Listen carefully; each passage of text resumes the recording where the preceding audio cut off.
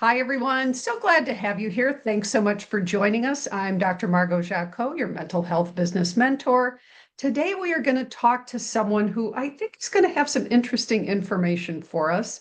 Let me tell you about our guest. Today, we have Erin Price. Erin is the founder of Therapy Profile Pro. Folks, we all need therapy profiles, and we all need them to be really good. A platform trusted by 1,000 plus therapists to enhance their Psychology Today profiles and attract more of their ideal clients, which we all want. With a background in computer science from Duke University and experience building products for the mental health industry, Erin combines I will be the first always to flub, combines technical expertise with a deep understanding of therapists' real-world needs. He previously led growth and marketing initiatives at leading education and climate organizations before transitioning to mental health after a life-changing personal therapy experience. I love that. How Oh, wonderful is thank you. that? Good therapy and it changed your trajectory. That's great. Erin's mission with Therapy Profile Pro is to give therapists a simple, effective way to attract their ideal clients while spending less time on marketing. If that's not a value proposition, Erin, I'm not sure what is. So Thank you. welcome and thank you for joining us today. Thank you so much, Margo. I'm really excited to be here. Well, so tell us a little bit about your background, just to orient people. You were a marketer and you've gotten yourself into the mental health space. Just tell us a little bit about that. Yeah, so it's funny. So my career has been in marketing and growth for education companies, climate companies, always very social impact aligned.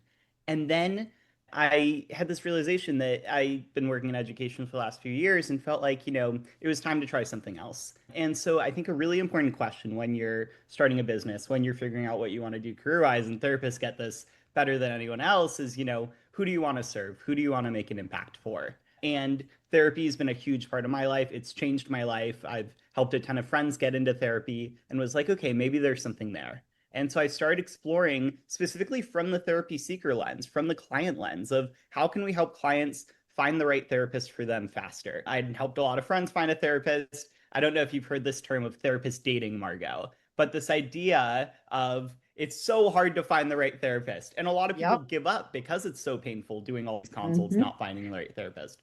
So Mm-hmm. initially approached it from that lens. And so I posted on Reddit. I've been working with my therapist for the last 7 years, and I got really lucky that I found him on the first try when I was in crisis and needing a lot of support. And so I just posted on Reddit asking people how they find a therapist, how they're finding their therapist today. And something really weird happened.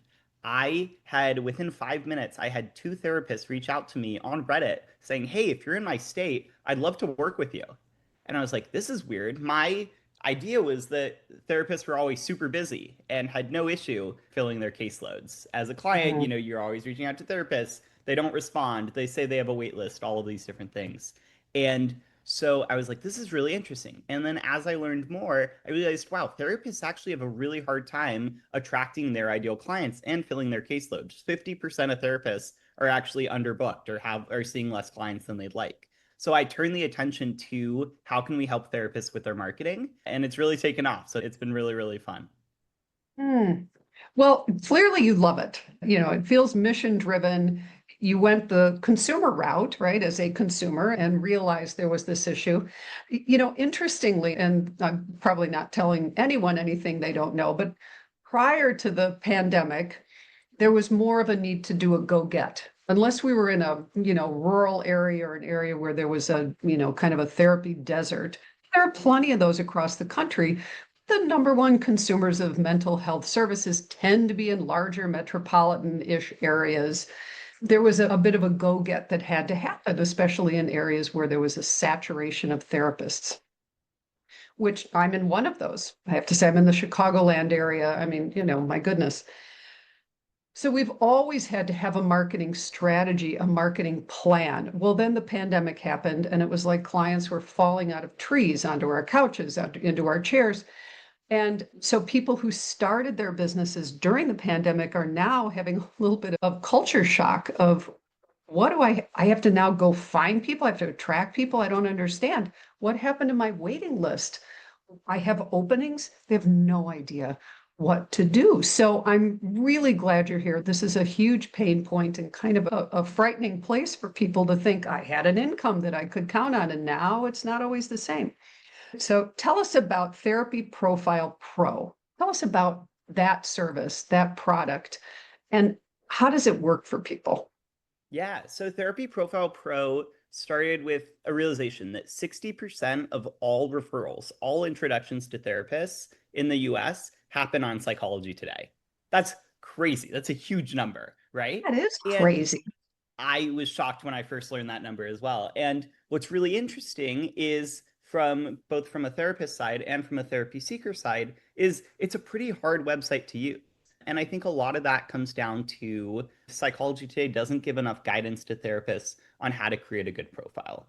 And because of Mhm. that, what happens is a lot of therapy seekers reach out to a therapist who's not going to be the right fit. And it turns into a lot of therapist dating and a lot of that stuff that we don't want. And so Therapy Mhm. Profile Pro started with this idea of what if we take these marketing best practices from my background as a marketer and help therapists build out their profiles so they're more in line with attracting their ideal clients. So, having a clear call to action, speaking to your ideal client, doing these different things. What happened is I built this tool. What the tool does is it looks at your profile, it analyzes it against a rubric, and it scores it based on these different things that move the needle on Psychology Today. Initially, when I started it, I built it in a couple days. I used my knowledge of marketing as well as what I could learn online about what's important on Psychology Today. I published it. I made one little video about it saying, hey, I made this thing, and it blew up online. It had 40,000 people watch the video. It had over 500 people use it within 2 days. And I was like, this is really interesting. And I started getting these really cool notes, Margo, from therapists that were like, Aaron, I saw an immediate uptick in my referrals from Psychology Today.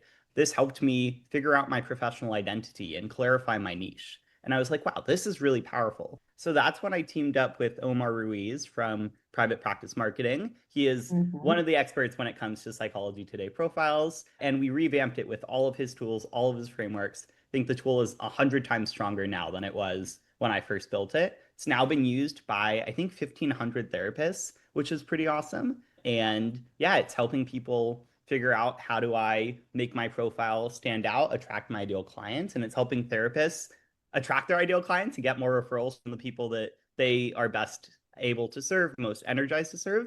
And it's also helping therapy seekers as well. Stronger profiles on Psychology Today mean that therapy seekers are going to have an easier time finding the right therapist for them. And that's going to enable more people to find their best fit therapist faster, which is really exciting. That's super exciting. And congratulations to you. I mean, talk about seeing something where there was a need and creating something that's going to fill that gap. Well done. Thank you. So let's say if I were wanting to see more clients in my life as a therapist, and I say, I specialize in seeing adults. I take Blue Cross Blue Shield insurance. I'm in a northern suburb of Chicago and I see trauma, anxiety, and depression. Now, that's not my profile, but some of it is. But, let's say it was. Well, me and right around here, probably without being hyperbolic, couple hundred other people. So, what would you do with that? How would we make that using your tool? How would we make that stand out or be better than what I might say? Yeah.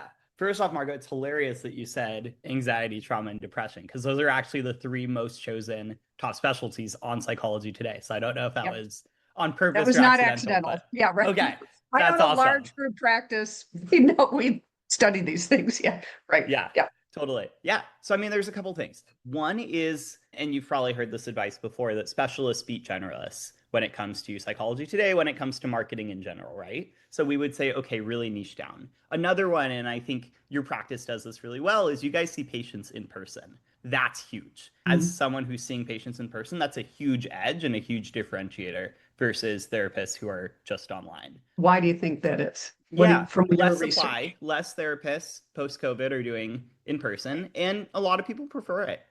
So if you do in person and virtual, if you do offer both, you're going to have the largest swath of people that are looking for your services. Exactly. So that's kind of what we find there, as well as taking insurance. It's funny. I always tell therapists, if you are trying to build your caseload as fast as possible, take insurance, see people in person, and work with kids. That's like the easiest way to fill your caseload. But it's really interesting. So I think about one therapist that I worked with directly, and he had just started his private practice. After 3 months, he was seeing about 3 client hours a week, and he was struggling. He was like, I need to figure this out. There was Mhm. this really interesting thing. Of those 3 client hours he was seeing a week, he noticed that he kept seeing a lot of people from a specific profession. And he was like, this is kind of odd. And he started getting referrals from people introducing him to other people in that profession as well. And he was like, this is kind of weird. And I said to him, I said, his name's Steven. I said, Steven, what if we make you the therapist when it comes to this profession? He's in California. I said, you're the therapist for this profession in California. He changed all of his Psychology Today profile, his marketing, all of it to, focused on this profession, to being a specialist, to doing these different things. 3 months later, he was up to 20 client hours a week. And it's just incredible. And I think a really big testament, and it's scary, right? Activity I love doing and something that I do really avidly is helping therapy seekers find a therapist on Psychology Today. And I'd recommend this to every group practice owner, every therapist. Do this with a couple people in your life or just a couple people and have them speak out loud as they're looking at different profiles. This is going to give you really good insight on how people are Mm. perceiving your profile and profiles in general. One of my favorite examples, I was helping a friend and she was looking for a therapist for relationship issues. And we were reading profiles together, and I was doing this experiment with her. And she was reading this profile, and she was like, they get me, they get me, they get me. Because the first paragraph was all about relationship issues and exactly what she was going through, and she was their ideal client. And then the second paragraph started talking about how they support eating disorders and all of these different things. And you could see her go from, oh my gosh, they get me, they get me, they get me, to, wait, they don't get me anymore. And it's this Mm. really interesting thing of, when we don't niche down, when we don't have a specialty, when we're, having this varied focus, we think it's attracting more people because it's making this wider net. But really, it's turning away the people that are excited about us and we're really best able and most energized to serve. Exactly. That's well said. And you're spot on, Aaron, because I've worked with many therapists who've joined our practice or for whom I'm providing consultation because they're trying to build their business. And this really narrowing down for marketing purposes. Go to networking events if you whatever. I mean, do your other stuff, but you're not doing yourself any favors if you don't let people know what you really are passionate about and what you're really good at, right? Mhm. Because then people don't feel seen, they don't feel understood. So looking at profiles that say, I see children, adolescents, adults, I will work with, and then there's a list of 20 different things that they are good at, or here's my expertise, 20 things. That doesn't necessarily communicate confidence, that doesn't communicate Mhm. expertise. That, to your point, somebody might not feel as understood. They don't feel like the person gets them. So that's great advice. So, what exactly does your platform do? How does somebody enter? If I'm a customer, I'm a therapist, and I want to use your platform to try to boost my marketing, how would I do that? Yeah. So we want to be the easiest way, the fastest way, and the highest ROI way, return on investment way, for you to make your Psychology Today profile stronger. What's really exciting about Psychology Today is thinking about it versus other marketing channels. It's a really good deal. Thinking about it, it's $30 a month for your profile. If you're getting, even so, a question I love to ask Margo, therapists, is what are you willing to spend to get one client? And a lot of therapists are like, I have no idea. And I think like a better way to phrase it is like, if you were to spend Google Ads and you spent X amount of money on Google Ads to get one client, what would feel like a good deal? And most Mhm. therapists to me will say, oh, about $100 they would spend to get a client. Psychology Today then is an amazing deal because as long as you're getting one client every 3 months, it's a great deal. It's falling under that number that you're hoping to get. And you can actually get a lot more clients from Psychology Today than one every 3 months. So one is it's a really good value if it's working for you. What we find with Mhm. Psychology Today is kind of the 10% of profiles that are the strongest are getting to the referrals. And so having a strong profile is really going to help you stand out, get you more referrals and more contacts. In terms of that, how the tool works is you input your Psychology Today profile. So all you do is you copy and paste the public link of your Psychology Today profile right into our tool. From there, it's going to analyze it based on our framework. Our framework looks at the 15 most important criteria we found for moving the needle on Psychology Today. What it's going to do for each of those criteria is it's going to give you a score, just like a report card, 1 to 4 for each one, with actionable suggestions on how to improve each section and what you're doing well. It's also going to go into why each one is important, why it moves the needle for your profile, how to exactly make it stronger. It also has a cool tool. One of the tools I think is the most cool of it, which is our personal statement rewrite tool. What that does is it's going to take your original personal statement, and with the rubric, it's going to help you rewrite it. It's actually going to rewrite it for you instantly so that it scores a perfect score on all of the personal statement sections. What's really cool is, and this does use AI, and people are like, oh my gosh, like this is going to sound generic, robotic, these different things. How our AI works is it's actually trained both on successful therapist profiles, our framework, as well as it's using your voice and your original personal statement as the framing for both the style as well as the content. So it's going to still sound like you, but it's going to reframe your personal statement so that it's in what we found is the highest converting framework and format. Okay, so if I were to take my profile, and I have now said northern suburbs of Chicago, take Blue Cross Blue Shield. I see kids, adolescents, and adults, and I work with trauma, anxiety, and depression. I'll say, I feel passionate about working with clients who blah, blah, blah, blah, blah. I can take not a great statement even and feed it through, and it will, even if it's not a great personal statement, it can make it what it needs to be. How would it know? Is it based on what we fed in? So do I need to have something relatively decent to begin with to feed in? Or does it look at all those other variables, all those other boxes I've checked and utilize that data as well? Yeah, so it's going to use both. And it's an iterative tool as well, which is exciting. So when you use the tool, I'll wait for the siren. So it's an iterative tool as well. So when you use the tool, you have lifetime access and you rerun. So the premise that we recommend people do is get your initial score. It's going to give you feedback, make tweaks to the profile. It's going to recommend, hey, right now you're really not very niche down, or right now you're using top specialties that everyone else and their mother is using, and these different things. And it's going to help you kind of align on where you want to go with your profile. And so it's an iterative tool, and as you're prompting it with the AI personal statement, you provide it feedback as well. So if you think it, is indexing on the wrong things, or it's using a term you don't like, you can manually edit the personal statement. Mm. You can also provide it feedback, just like a chat GPT or a chatbot. Hey, I don't like how you're saying this. I don't like this. I want it to emphasize this more. So in that way, you're going to be able to, it's really going to walk you through that process of improving your profile. Okay, great. And you have your own AI. It's not like you're using OpenAI or Chat GPT. This isn't something somebody could necessarily just go on Chat GPT and feed in their bio and get the same result.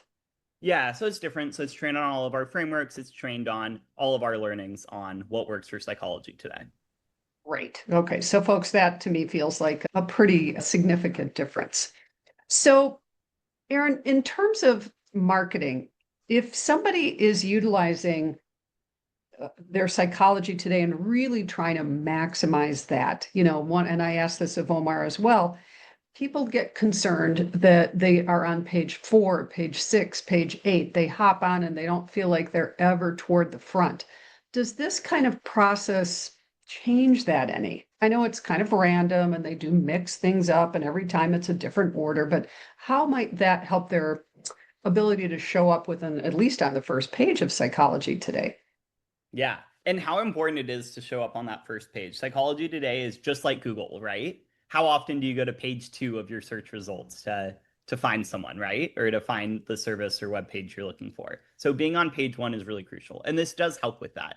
So while the algorithm Psychology Today says is random of who shows up first, there is different amounts of people and different amounts of searches happening for specific insurances, for top specialties, for different locations. So for example, if you're virtual, you're licensed in your entire state. And so those target your listing locations, we can be really strategic about which ones of those to use in order to show up more. So that's kind of an interesting one. In terms of our top specialties as well, is if we, have anxiety, depression, trauma as our top specialties, there's a lot more competition versus if we do other top specialties. Another really cool one is the video. If you have an intro video on your profile, there's after the first couple profiles, then it shows what's called a carousel or a strip of intro videos on the bottom of Psychology Today. If you don't have an intro video, you can never show up there. So that's going to limit the Mm. amount of times you're shown up in that section as well. So what we want to focus on with our kind of marketing is this idea of like alpha, or where do we kind of have an edge? And we have an edge when there's more searches happening in a place and less providers, right? So if we're able to take, insurances that other people don't take, if we're able to target a specific location where there's a lot of people looking for a therapist, not that many therapists advertising there, that's a way that we're going to show up more. So there's little things like that that we can do that are going to enhance our profiles. Another one, and this is just like table stakes, and one that I see a lot of therapists make this mistake, is with our top specialties. Please make sure you have 3 top specialties on your profile. When someone searches for a top specialty, you're only going to show up if that's actually marked down there for you. Another one with insurances. A lot of therapists will write in the insurances that they take. Use the checkboxes. If you're not using those checkboxes, when someone filters by insurance, you're not going to show up there as well. Mm. That's all good advice. So, Erin, what else have I not asked you that would be helpful for people to know? Because this is your area of specialty. I know, I know how to do what I know how to do. What else have I not asked? Yeah. So another one we like to focus on is when it comes to Psychology Today, one of the things that's important is, right, generating a bunch of referrals and a bunch of contacts. But the second one that's really important is, are those referrals and are those contacts coming from the people that we're most energized and most able to serve? So right now, industry-wide, only about 25% of consults convert into long-term client relationships. That's quite low. That is And low. and the kind of the 2 biggest reasons that happens, according to research, is one is a insurance or payment mismatch. You don't take the insurance that they have, you're not the price that they expected. And number 2 is a specialty mismatch. What they're looking for, you're not really best able to serve.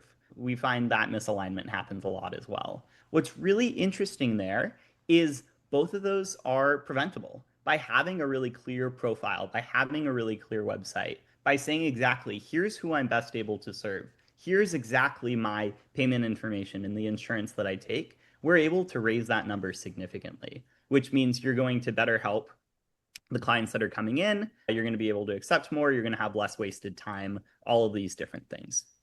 So it's really important. We always tell therapists, we say, assume that someone's only going to look at your profile photo and your personal statement and nothing else. So any key information needs to be in that personal statement. So we often say the 3rd paragraph of your personal statement should have all of the logistical details. When you're available to meet, what insurance you take, if you're virtual or in person, etc. All of that stuff should be included there.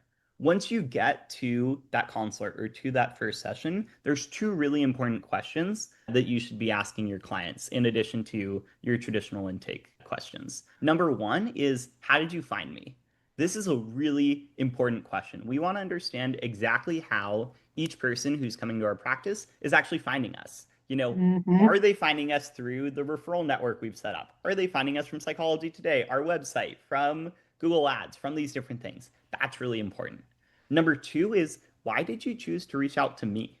Or why did you choose to reach out to my group practice? And that's Mhm. a really interesting one as well. That's going to tell us exactly what resonated for people and why they Mhm. decided about reaching out to you as opposed to the 100 other therapists in your area, right? And that's going to Mhm. give us really good insight. It was funny. I was talking to one therapist and she said she started asking people this question and they all kept saying that they loved this quote on her profile, this like song lyric that she included. And she was like, that's kind of silly and that's kind of random. But she was able to realize what resonates with her audience. That's kind of a sillier example, but by asking this question of why did you decide to reach out to me, you're going to understand really specifically what language you're using is resonating. Marketing is all Mhm. about iteration. It's all about experimentation. So if we can start to understand, okay, this is why people are reaching out to me. This is why they're finding me interesting. That's going to give us a really good idea of both defining our niche and defining our copy and the words that we use on our profiles, on our website, etc. That's going to bring Mm, in our ideal clients and really resonate with our ideal clients. mm. That's fabulous. So, Aaron, if somebody is in your research, have you discovered if somebody is out of network with insurance, how likely are they to be found on Psychology Today? Yeah. So I don't think I have a clear number for you. What I would say is like when it comes to private pay, when it comes to out of network, when it comes to these different things, is really framing yourself as a specialist is going to be the most important thing.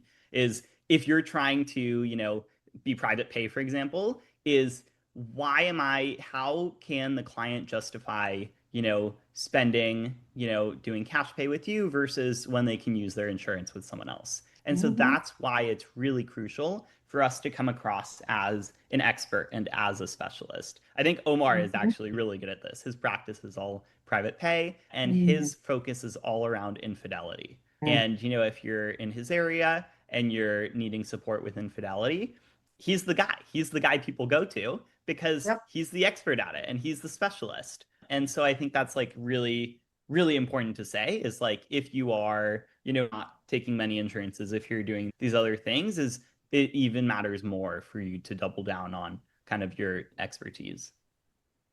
That makes great sense. Wonderful. Anything else you think our listeners need to hear? Yeah. I think one last thing, in addition to like kind of those two questions of, how did you find me? Why did you decide to reach out? Is just like thinking about marketing as this ability to better serve people, right? When you're having a better profile, when you're being more explicit in who you're best able to serve, when you're figuring out, with that, why did you reach out to me question of how you're able to resonate with people? What about your message is resonating with people? You're not just helping yourself in terms of filling your practice, but you're actually helping clients because you're helping them find the right therapist for them. I Mm, spend a ton of time talking to therapy seekers, talking to people looking for a therapist, and I cannot tell you how many of them quit and never find the support that they need because that process of therapist dating is so painful for them. And so if we're able to, do this marketing, it's not this sleazy thing. It's this thing that's actually helping our clients, helping prospective clients find the help that they need, find the help that they need faster. And it is really a good thing. So that would be my kind of last piece is marketing is not the sleazy thing. It is this thing where you're actually helping more people and enabling people to find the support that they need faster. Thank you for that perspective, Aaron. It is helping people. We are helping people. The more specific we can be, the more transparent we can be, how we can be the clearest possible. That's really helpful for people. So I love that perspective. Well, Aaron Price, what is the best way for people to get a hold of you and how can they check out your platform? And folks will have it in the show notes, but what's your best suggestion of how people can connect? Yeah, so if you want to try our tool, we offer a free basic audit, and that's at therapyprofile.pro.com. Let me know how that goes. You can always reach me at Aaron, Aaron, at therapyprofilepro.com. I respond to every email. I'm very eager to hear from you, support how I can. I do this work because I'm incredibly aligned with the mission. So any way I can be Hmm. helpful, I'm happy to do it. Excellent. Well, Aaron Price, thank you so much for your time and your wisdom today. Folks, check out Therapy Profile Pro. See if it looks like it can be helpful for you. I have a large group practice. I have to tell you, I think this is something we need to check out today. So do so yourselves. Aaron, thank you so much. Everyone, thank you for joining us. Always wonderful to have you on the podcast. Join us next time. Be well.